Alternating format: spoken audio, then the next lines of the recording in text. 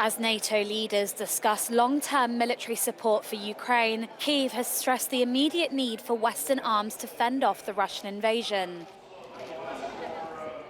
With air attacks intensifying, the country's foreign minister said Ukraine desperately requires more Patriot missile systems. Our cooperation, but also how we can.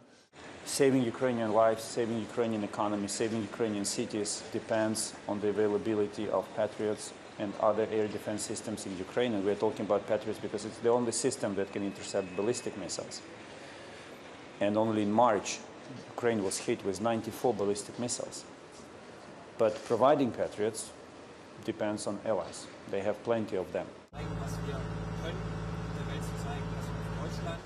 When Western allies sent Patriot missile systems to Ukraine, it was a critical boost to help defend civilian populations. But now missile stocks urgently need replenishing. There are reports some Patriots have been destroyed in recent months, with Russia improving its ability to target them.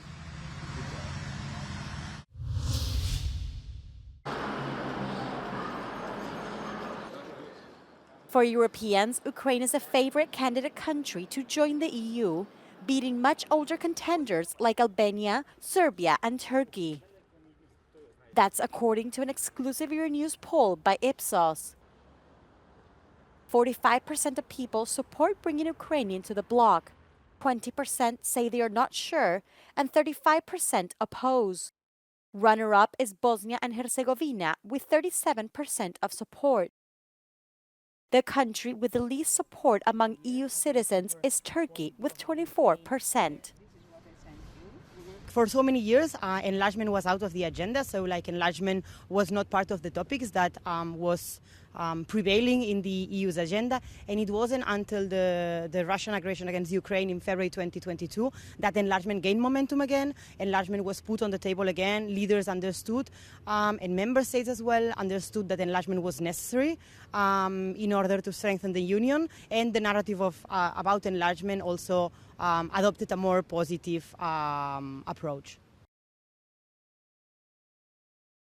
Support for Ukrainian membership is highest in Finland, Portugal, and Spain.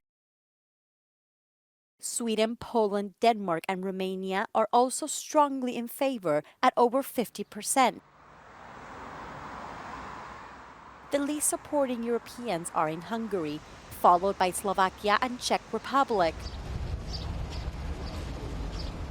For Bosnia and Herzegovina, the strongest support comes from its neighbors, Romania and Bulgaria. Georgia's candidacy is supported by Romania and Spain.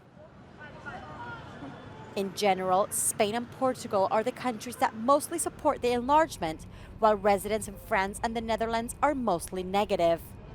In the case of France and Netherlands, for instance, this low support for enlargement can be explained by the fact that its governments have been traditionally critical towards enlargement and have been reluctant to enlarge.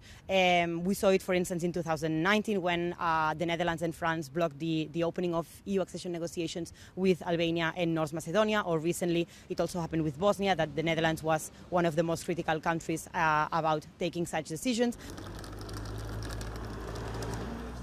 Mainstream political powers back EU enlargement, though the extreme right, identity and democracy are against.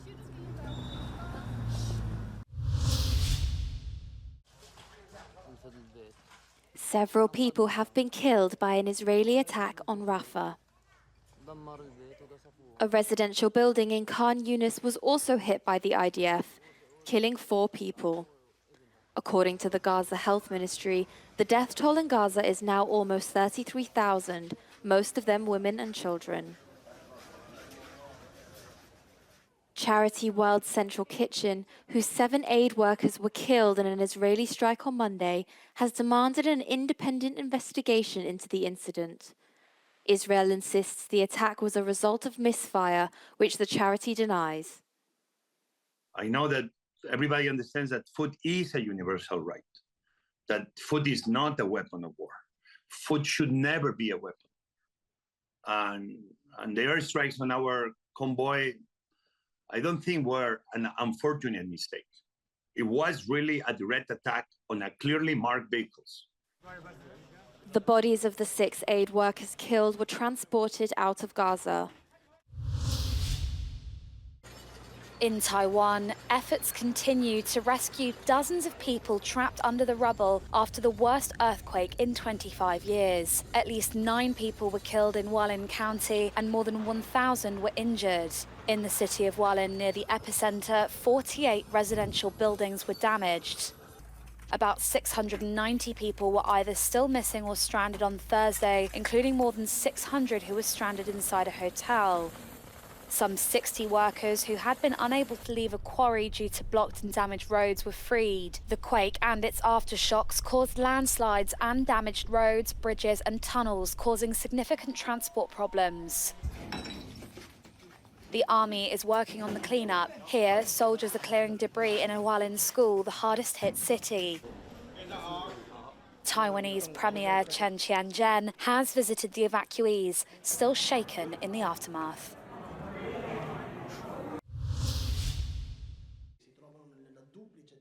Italian Deputy Prime Minister Matteo Salvini survived a no-confidence vote in Parliament. The far-right League Party leader has been under fire for his suspected relationship with Russian President Vladimir Putin. He survived the censure motion easily in Rome on Wednesday with 211 noes, 129 yeses and 3 abstentions. Salvini, who is also serving as the Transport Minister, is known for his conservative immigration policies.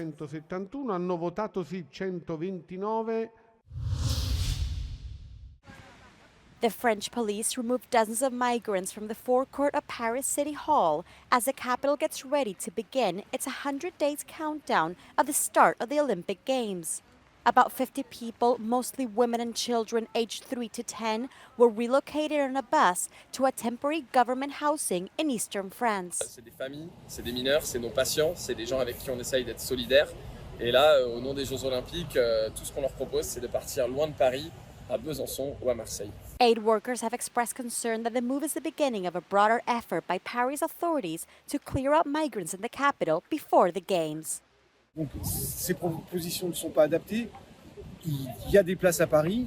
Par contre, ils font place nette pour les Jeux Olympiques. Donc, en fait, c'est ni plus ni moins du nettoyage social et de l'invisibilisation par la région. Many of the families are from French-speaking African countries.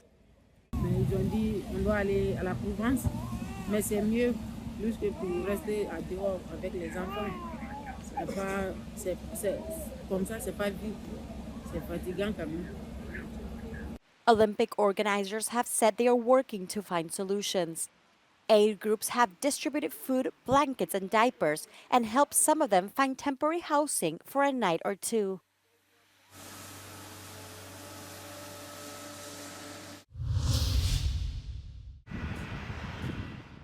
An unexploded 500-kilogram World War II bomb was discovered this week in the Rhine River in the German city of Cologne. The explosive was uncovered during construction on the shipping channel near the Kennedy Embankment in Deutz. The Dusseldorf district government defined the danger zone as 500 metres. The Rhine was closed to shipping for the defusing operation, which wrapped up Wednesday afternoon. Several roads in the Rhine Bank tunnel were also closed.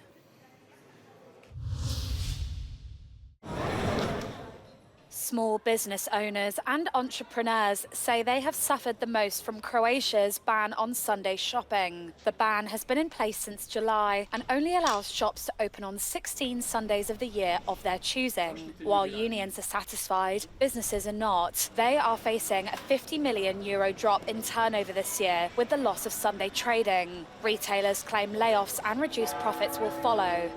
How the new trade law affects revenue in the high tourist season remains to be seen.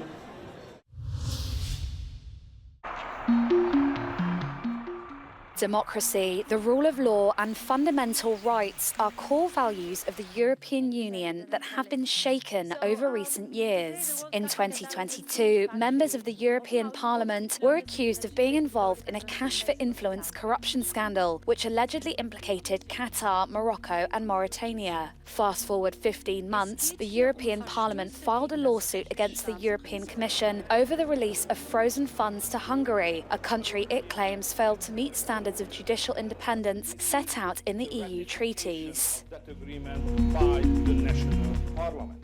I see a lot of complacency in the European political class, all across the political spectrum, from the right to the left, in which people running for elections say, well, the European citizens have probably forgotten about this. And I don't believe so. I think there is something very profound that has to be attached to the Qatargate and several other little or smaller scandals that have occurred since then, suggesting that there is a culture of impunity within the institutions.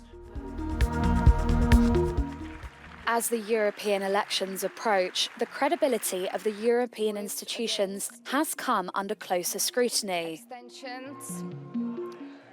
According to the latest Eurobarometer poll, the second biggest threat to democracy for people across the bloc is the growing distrust and scepticism towards democratic institutions. However, the destabilization of democratic processes by threats such as cyber attacks was the biggest concern for only 9% of respondents. I would say they should live up to the values and standards that they ask of the 27 member states when it comes to rule of law, when it comes to integrity of public institutions, when it comes to ethics. And they haven't done so. There is an unfortunate double standard between the Commission and Parliament and the member states on the standards that they ask when it comes to these issues and the standards that they place on themselves. And until that discrepancy is balanced or addressed, then the credibility will continue to wane in the eyes of voters towards the institutions.